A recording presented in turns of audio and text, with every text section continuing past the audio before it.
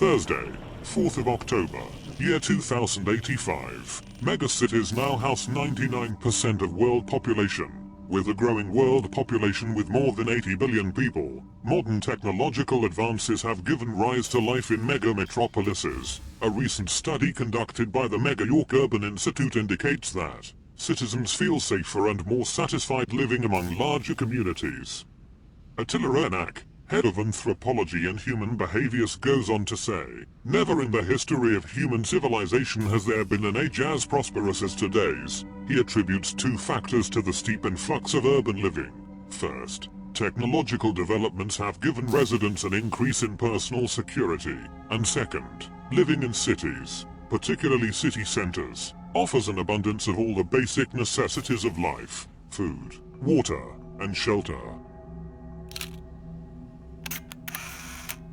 Tuesday, 3rd of July, year 2096. Several notable megacities have surpassed the 90 million population threshold, raising the alarm among distinguished scientists and scholars around the globe. The esteemed urbanization scientist, Valentina Falco, claims the viability of the model needs urgent attention.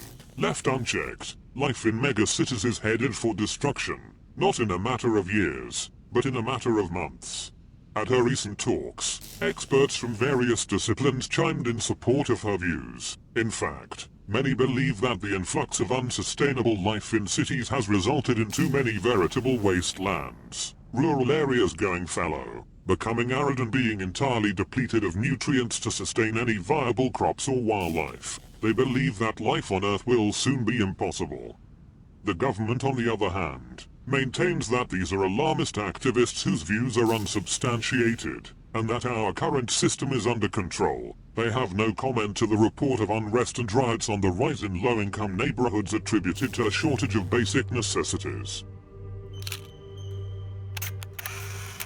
Thursday, 8th of October, year 2105. Humankind is facing an unprecedented crisis that is threatening the survival of our species. The most recent population figure shows our planet is home to some 90 billion people. Governments have claimed that their hands are tied. They have run out of solutions to provide their citizens with access to life's most basic necessities. Food scarcity and energy shortages are growing, an alarming reality for most citizens. What's more, is these issues are profoundly compounding our dwindling healthcare and education systems. The same systems that in recent years have become accessible only to the wealthiest among us, while some leaders are putting radical measures into place, trying to gain control of the situation. Most scholars fear that any solution will be too little, too late. Friday, 5th of December, year 2110. The coalition of governments have been working together to tackle the hunger crisis, and they have just announced an extreme and controversial step. They claim that corpses of the recently deceased can be recycled and are safe for human consumption. Right now, massive processing plants are being erected across the globe to produce food products from cadavers. The new human protein processors, or HPP for short, will provide food, protein in particular, for the vast population using an effective and low-cost model. The adoption of new regulations will also allow the governments to execute convicts, invalids, the poor, the sick, and homeless people, to supply the human protein processor facilities with needed supplies.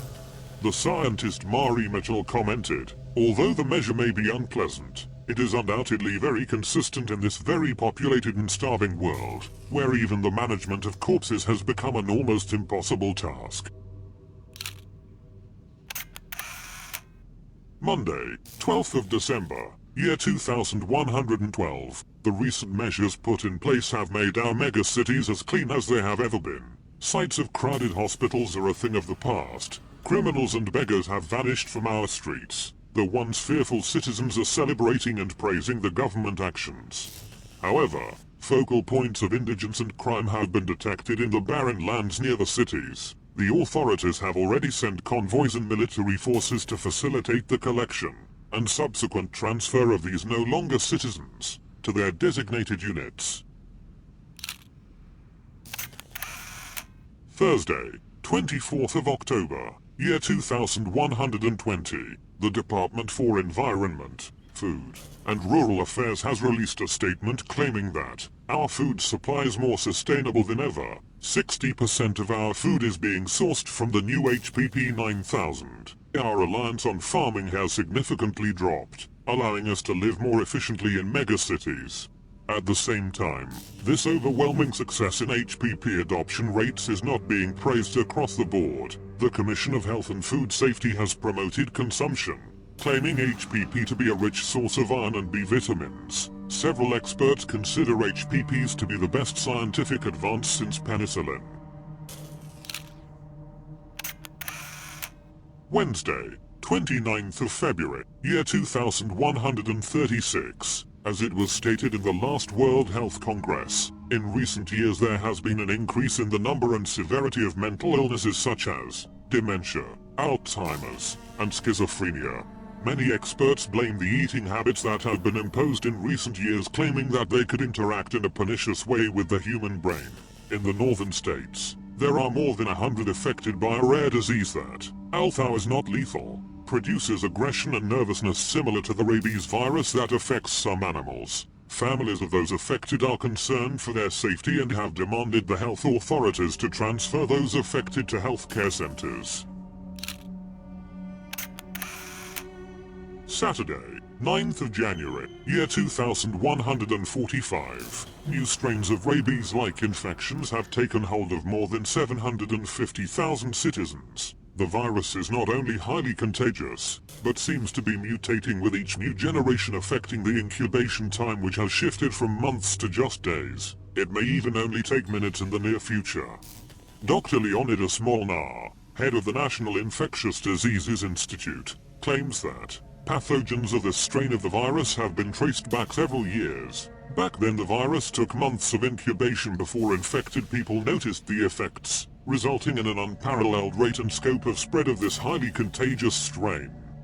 This virus is rewriting the medical texts. Humankind simply hasn't experienced such a rapid transmission rates with such profound effects. The symptoms Dr. Molnar refers to are a result of rapid changes to infected people when becoming agitated or angered. They include an initial loss of consciousness and a reduction in fatigue, pain, and other basic sensations, with the addition of an insatiable hunger for flesh. Government responses have been swift, executing the infected without delay. First strains of the virus were referred to as rabies B. Shortly thereafter, rabies C took hold. There have now been over 20 strains of increasingly more devastating strains of the virus. Most recently rabies Z, our current plague, is destroying the world as we know it. Government sources have confirmed that, under the National Infectious Diseases Institute's supervision, several fortified research facilities are being constructed and a team of the most esteemed biochemical scientists and engineers have been assembled to fight the infection. Sunday, 2nd of April, year 2152, an era of hope. Our armed forces continue to painstakingly fight to contain and neutralize the infected without success. It is estimated that 10 new infected appear for every one killed. The government has reacted by arming citizens in efforts to protect themselves and others. It has not gone unnoticed that this appears to be a strategy of enlistment. On the scientific front, researchers at the Gamma Medical Center have been experimenting with cutting-edge therapies in pursuit of a cure for the pandemic. Dr. Gage Whitney, head of the children's ward, has stated that, thanks to the use of electroshock and ultrasound therapy, combined with controlled doses of radiation, we have seen promising progress on younger patients. Dr. Whitney attributes most of the success to her colleagues at the Omicron laboratory, where a group of leading bioengineers have successfully contained a sizable group of live infected specimens, which they are presently studying with unrelenting scrutiny in order to categorize the infected. This attempt to catalog the various types of infected may be the key to finding a cure in the near future. Friday, the 8th of September, the year 2158, humanity's last stand. The efforts to exterminate the infected have transformed our megacities into destitute ruins. Bombs, napalm, fire, nuclear weapons have devastated our once beautiful civilization. leaving hellish reminders in their wake. While many infected have been killed, they are increasing in numbers once more. Experts claim that the infected outnumber humans 100,000 to 1. Most survivors are fleeing megacities and seeking refuge in the vast unknown. But the infected lay in wait for the familiar scent of human flesh. A detection of pheromones, even a muted sound. They are in the hundreds of millions now, and together, they ravage their prey with a fury unlike any other. Their insatiable hunger had led the infection to expand their territories, searching for meat anywhere they can. They continue to migrate, many in hordes, others alone. After the fall of our nation's capital, the remaining government officials have regrouped within the few cities that are still under human control. The acting head of the National Infectious Diseases Institute, Dr. Whitney, has unveiled the details of Project Phoenix, the latest attempt to fight the pandemic through genetically modified humans. These new mutants will be as resilient and strong and as aggressive as the infected, while maintaining the typical human intelligence and conscience. Engineers have designed the exoskeletal features that are said to increase speed and strength. These mutants could be the ultimate weapon in our fight for the survival of humankind. No more data for search term. History of mankind.